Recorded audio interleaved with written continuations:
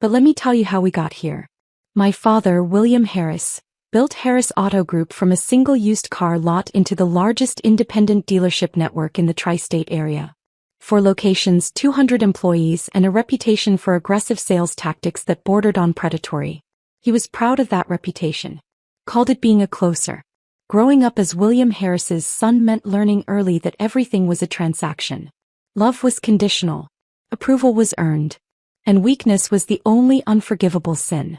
My older brother Kevin was the heir apparent from birth.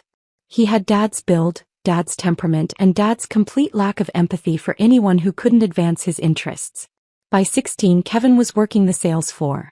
By 22, he was managing our flagship location. By 30, he was executive vice president with his name already being added to the company letterhead. I was different. Quieter. More interested in numbers than negotiations. While Kevin learned how to pressure customers into overpriced warranties, I spent my time in the back office, fascinated by the spreadsheets and financial models that actually made the business run. Dad never saw value in that. Accountants are a dime a dozen, he told me when I was 14. Leaders are rare. Kevin's a leader. You're just good at math. Just good at math. That phrase followed me through high school, through college, through every family dinner where Kevin's sales numbers were celebrated and my academic achievements were met with polite disinterest. I graduated summa cum laude from Wharton with a degree in finance. Dad didn't attend the ceremony. Kevin had a golf tournament that weekend and someone needed to hold his clubs. After graduation, I took a job at a boutique investment firm in Philadelphia. Not because I needed the money or the experience, but because I needed distance. 300 miles between me and Harris Auto Group felt like the minimum safe radius. What my family didn't know was that I'd already started building my own empire. During my junior year at Wharton, I'd developed a proprietary algorithm for identifying undervalued commercial real estate. Nothing revolutionary in concept, but my execution was flawless. I partnered with a classmate whose family had capital to invest, and we started acquiring properties in secondary markets that everyone else had overlooked. By the time I graduated, our portfolio was worth $4.2 million.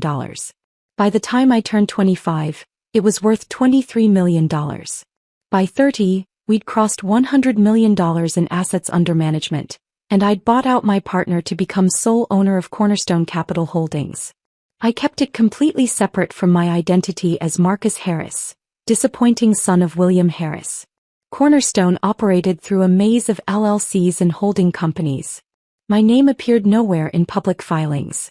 I conducted all major meetings through video conference, often using my partner's image as the face of the company.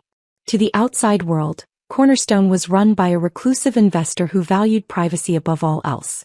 To my family, I was still just Marcus, the son who chose spreadsheets over sales floors, numbers over networking. That was fine with me. I'd learned long ago that my family's approval wasn't worth pursuing. The irony of my father calling me financially useless was that I'd been secretly keeping his business alive for 3 years. It started during the pandemic. Car sales cratered overnight. The dealerships were hemorrhaging cash. Dad had overextended on inventory right before everything shut down, and suddenly Harris Auto Group was facing a liquidity crisis that could have ended everything he'd built. I found out through industry contacts, not family conversations. Dad would never admit weakness to me. But the numbers were clear.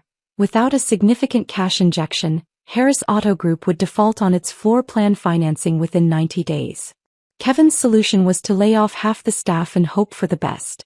Dad's solution was to call in favors from other dealers, none of whom had cash to spare. My solution was quieter. Through Cornerstone, I established a $1.8 million revolving credit facility with First National Bank, guaranteed by my personal assets. The credit line was extended to Harris Auto Group through a commercial lending arrangement that obscured its true origin.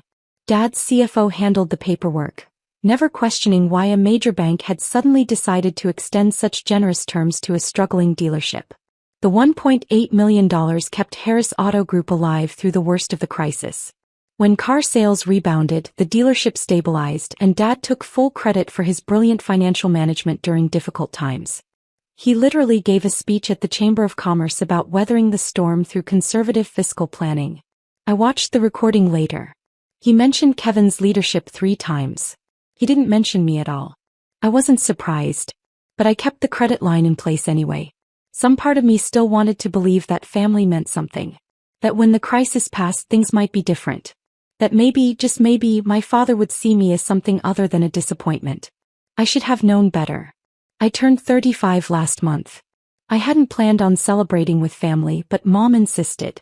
She'd made reservations at Dominic's, the upscale Italian restaurant where we'd celebrated every Harris family milestone for the past 20 years. It'll be nice, she promised on the phone. Just family. Kevin's bringing the kids. Your father's looking forward to it. That last part was almost certainly a lie, but I agreed anyway. 35 felt significant somehow. A milestone that warranted at least a tempting connection with the people who were supposed to care about me. I should have trusted my instincts. The evening started poorly and deteriorated from there. Kevin arrived late, making sure everyone knew he'd been closing a major fleet deal that couldn't wait. Dad immediately launched into questions about the transaction, ignoring my presence entirely. Mom smiled her empty smile and asked if I was seeing anyone. Work keeps me busy, I said. Work, Kevin snorted. You mean your little analyst job? Crunching numbers for other people's money. I'd let my family believe I was still at the investment firm, working my way up the ladder like any normal finance professional. It was easier than explaining the truth, and honestly they'd never asked for details. Something like that, I replied. Dinner was served. The conversation orbited around Kevin's achievements, Dad's expansion plans, and the various ways Harris Auto Group was dominating the regional market. My birthday was mentioned exactly once, when the waiter brought out a small cake that Mom had pre-ordered. 35, Dad said, looking at me like he was appraising a used car with too many miles. You know, Kevin was running the flagship location by 35. Had his name on the building. Different paths, I said. Different ambitions, more like. Dad swirled his whiskey. Some people are builders. Some people just watch from the sidelines. I felt the familiar tightness in my chest. The same tension that had accompanied every family gathering for as long as I could remember. But something was different this time. Maybe it was the milestone. Maybe it was the 3 years I'd spent secretly supporting a business that would have collapsed without me. Maybe I was just tired. I've done okay for myself, I said quietly. Kevin laughed. Okay, Marcus, you drive a Honda. You rent an apartment. You're 35 years old with nothing to show for it. Kevin's right, Dad added. At some point you need to look in the mirror and ask yourself what happened. You had every advantage. Wharton education, family connections, opportunities most people would kill for. And where are you? Where am I? I repeated. Nowhere. You're nowhere, Marcus. Still playing with spreadsheets while real businessmen build empires. That's when Mom chimed in with the comment that still echoes in my head. Maybe you're just not good with money, honey. Some people aren't. It's nothing to be ashamed of. He was trying to soften Dad's words, I think. Make them less cruel. But somehow her gentle dismissal hurt worse than his direct attacks. Dad nodded, seizing on her comment. You're financially useless, he declared, loud enough for nearby tables to hear. Can't even manage a checking account. I've seen your credit report, Marcus. I know what your situation looks like. He'd run a credit check on me. My own father had run a credit check on me, presumably through the dealership's finance department. The violation of privacy barely registered compared to the contempt in his voice. Mom smirked. Not a full smile, just that small twist of her lips that meant she agreed but didn't want to say so directly. I looked around the table. My father, who'd built his empire on my secret support. My brother, whose success had always come at my expense. My mother, who'd chosen neutrality so consistently that it had become its own form of cruelty. Noted, I replied. I excused myself to use the restroom. Instead, I walked straight out the front door. Standing in the driveway of the restaurant, I pulled out my phone and called First National Bank's commercial lending department. I knew the direct line by heart. This is Marcus Harris, account holder for Cornerstone Capital Holdings. I need to terminate the guarantor agreement on Harris Auto Group's revolving credit facility. Effective immediately. The representative confirmed my identity, pulled up the account and processed the request while I stood in the November air, watching my breath form clouds in the darkness. The termination has been processed, Mr. Harris. Harris Auto Group will be notified within the hour that the credit line has been revoked. They'll have 30 days to either secure alternative financing or repay the outstanding balance. Thank you. I hung up, checked my watch, started walking toward my car. I was maybe 40 feet from my Honda when I saw Dad burst through the restaurant's front door, phone pressed to his ear, face the color of old brick. His accountant had called him before I reached my car. I didn't go back inside. Didn't answer the 17 calls from Dad that night, or the 12 from Kevin, or the 8 from Mom. I drove home to my apartment, the one my family mocked for being modest, and poured myself a glass of very expensive scotch from a bottle that cost more than my Honda's monthly payment. Then I waited. The full scope of the disaster took about a week to become clear. Harris Auto Group had been using the $1.8 million credit line as a financial backstop for almost everything. Floor plan financing for inventory, operating expenses during slow months, Kevin's expansion project for a 5th location. Without that safety net, the entire structure started to wobble. Dad's first move was to call the bank directly, demanding to know why his credit line had been revoked. First National's representative explained that the guarantor had withdrawn their support, and without that guarantee, the bank wasn't willing to extend unsecured credit to a dealership with Harris Auto Group's debt-to-income ratio. Who's the guarantor? Dad demanded. The bank wouldn't tell him. Privacy regulations. But they did confirm that the credit line had been established 3 years ago during the pandemic and had been personally guaranteed by an individual with substantial assets. Dad called me that night. Marcus, what do you know about this? About what? Don't play games with me. Someone's been guaranteeing our credit line for 3 years. Someone who just pulled the plug. That's concerning, I said. You work in finance. You know people. I need you to find out who did this. I let the silence stretch for 10 seconds. You called me financially useless 6 days ago. At my birthday dinner. In front of the family. In front of strangers. More silence. Is that what this is about? You're throwing a tantrum because I was hard on you. I'm not throwing anything, Dad. I'm just noting the irony of you asking the financially useless son for help with a financial crisis. He hung up on me. Kevin took charge of the investigation with his typical subtlety, which is to say, none at all. He hired a forensic accountant to trace the credit line's origins, convinced that a competitor was trying to sabotage Harris Auto Group. What he found instead was a maze of holding companies that led, eventually, to Cornerstone Capital Holdings. And from there things got interesting. The forensic accountant couldn't identify Cornerstone's owner through public records, but she did compile a dossier on the company's assets. $127 million in commercial real estate. Stakes in 14 companies across 6 industries. A reputation for strategic investments that had turned modest outlays into significant returns. Whoever owns Cornerstone is worth 9 figures minimum, she reported to Kevin. And they've been quietly supporting Harris Auto Group for 3 years. The question is why? Kevin called me with this information, still not connecting the dots.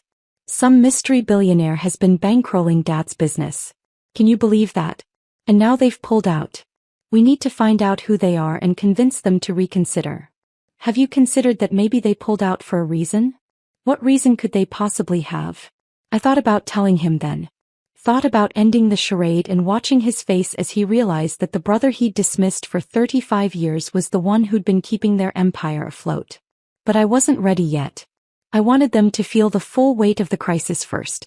Wanted them to understand exactly how precarious their position had always been. I'm sure you'll figure it out, I said. Without the credit line, Harris Auto Group's finances unraveled rapidly. The 5th location Kevin had been developing went into immediate pause. Contractors filed liens.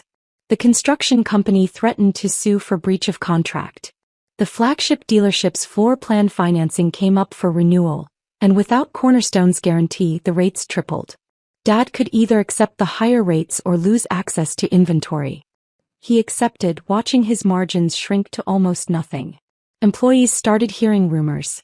The best salespeople, the ones with options, began updating their resumes. 3 of Kevin's top performers left for competitors within the first month. And through it all, Dad refused to admit that anything was wrong. Temporary setback, he told the Chamber of Commerce. Every business faces challenges. The Harris family has weathered worse. He hadn't actually.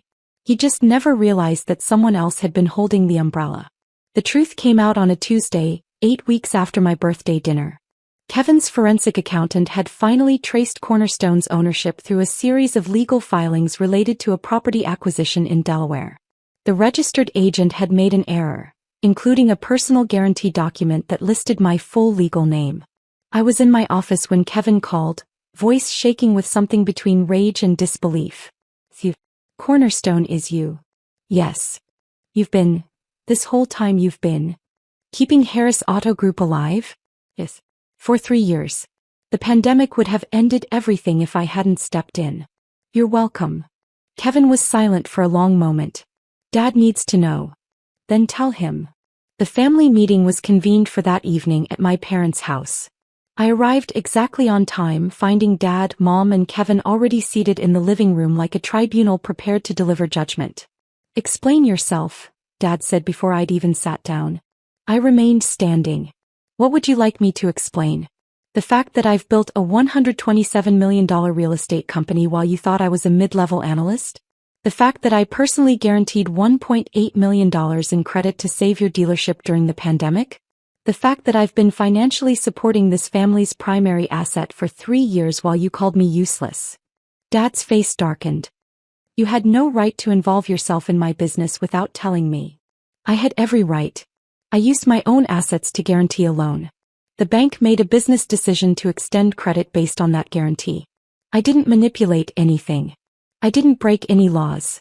I just quietly made sure your empire didn't collapse while you were busy telling everyone what a brilliant businessman you are. This is betrayal, Kevin spat. You've been spying on us. Controlling us. I've been helping you. There's a difference. Though I understand why you'd have trouble recognizing it, since neither of you has ever helped anyone without expecting something in return. Mom spoke for the first time. Marcus, why didn't you tell us? About your company, your success. Why keep it secret? I looked at her, this woman who had watched my father diminish me for 35 years without ever once intervening. When would I have told you, Mom? Between Kevin's sales achievements and Dad's expansion plans? During the birthday dinner where you smirked when Dad called me useless? You've never asked a single question about my life that you actually wanted answered. I could have been homeless or a billionaire and you wouldn't have noticed either way. She looked down at her hands. So what now? Dad demanded. You've made your point. You're not useless. Congratulations. What do you want? I pulled a folder from my briefcase. This is an offer to purchase Harris Auto Group. All 4 locations, all inventory, all contracts. I'm offering $8.2 million, which is $1.4 million more than the business is currently worth based on its financials. You want to buy my company? I want to save it. Under new ownership this time. Dad stood up, fists clenched. I built Harris Auto Group from nothing. I'm not selling it to my own son like some kind of charity case. Then don't. Refuse my offer. Try to find another buyer who'll give you $8.2 million for a business hemorrhaging cash. Try to secure new financing without a guarantor. See how long you last. I set the folder on the coffee table. You have 2 weeks to decide. After that, I withdraw the offer and Cornerstone becomes a competitor instead of a partner. I'll open my own dealership network. I'll hire your best people. And I'll watch Harris Auto Group fail while you try to figure out how the son you dismissed built something bigger than you ever dreamed. I walked toward the door. Marcus. Dad's voice stopped me. Is this revenge? For the things I said? I turned back. No, Dad. This is business. You taught me that everything is a transaction. Congratulations. I learned. Dad held out for 11 days before accepting my offer. The alternative was bankruptcy. First National had declined to extend any new credit. Other banks had reviewed Harris Auto Group's financials and reached similar conclusions. Kevin's 5th location was a money pit they couldn't afford to finish or abandon. The signing took place in my attorney's office. Dad sat across from me looking 20 years older than he had 2 months ago. I never wanted this, he said quietly. For us to be enemies. We're not enemies. We're family. That's worse in some ways. He signed the papers. Harris Auto Group became a subsidiary of Cornerstone Capital Holdings. I appointed a new CO, a woman I'd worked with for years who understood how to run a dealership without predatory tactics. Kevin was offered a position as a regional sales manager. He declined and moved to Florida. Dad retained a ceremonial role as founder emeritus, which meant nothing beyond a title and a small office where he could pretend he still mattered. He comes in 3 days a week, tells stories about the old days to anyone who'll listen, and avoids looking me in the eye. 6 months have passed since the acquisition. Harris Auto Group is profitable again, properly this time. We've implemented fair pricing policies, ended the high-pressure sales tactics, and actually invested in employee development. Customer satisfaction scores have tripled. The industry publication that used to praise Dad's aggressive approach now writes features about our ethical transformation. I've also established a scholarship fund for first-generation business students at Wharton. The first class of recipients includes a young woman from a rural Pennsylvania town who reminds me of myself at that age. Overlooked. Underestimated. Quietly brilliant in ways nobody had bothered to notice. Mom calls me every Sunday now. She's reading books about emotional intelligence and intergenerational trauma, trying to understand how she participated in a family dynamic that hurt her youngest son. I'm not sure she fully gets it yet, but she's trying. That's more than I expected. Dad and I had coffee last week. Just the two of us at a diner he used to take me to when I was very young, before Kevin was old enough to be interesting and I was old enough to be disappointing. I've been thinking about what you said, he told me. About transactions. About everything being a deal. And I think I taught you the wrong lessons. Or the right lessons, but for the wrong reasons. I don't know. He stirred his coffee even though he took it black. I'm proud of you, Marcus.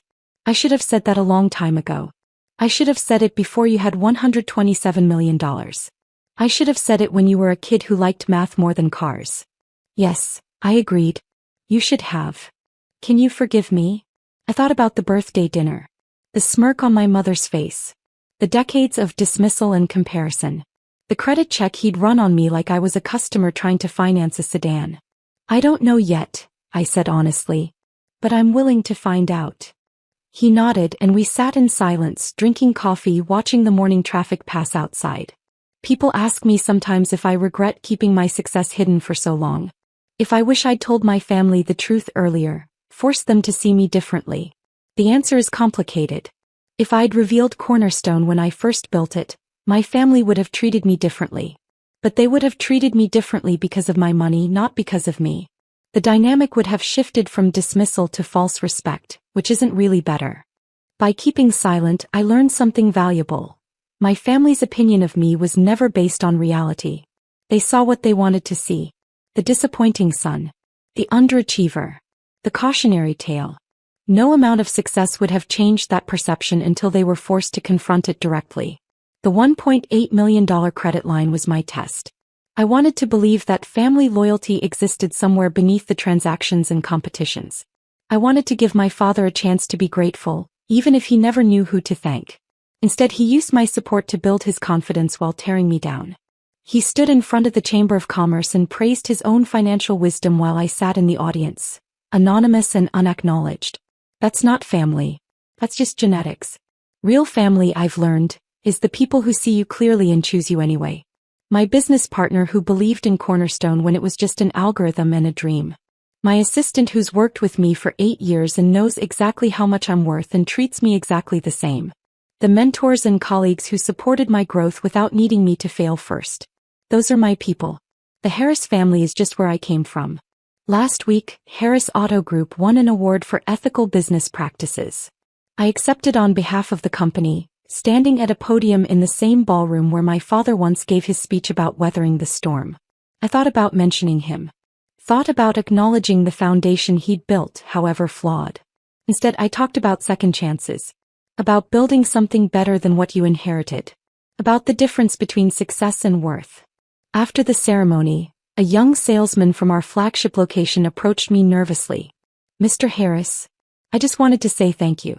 The training programs, the fair commission structure. I used to hate this job. Now I'm actually proud of what I do. I shook his hand. That's the goal. Build something you're proud of. I drove home that night in my Honda. I could afford any car I wanted, but I'd grown attached to its reliability, its modesty, its complete refusal to impress anyone. My phone buzzed with a text from Dad. Saw the award coverage. Congratulations. I typed back. Thanks. Then I added, Sunday brunch? Usual place.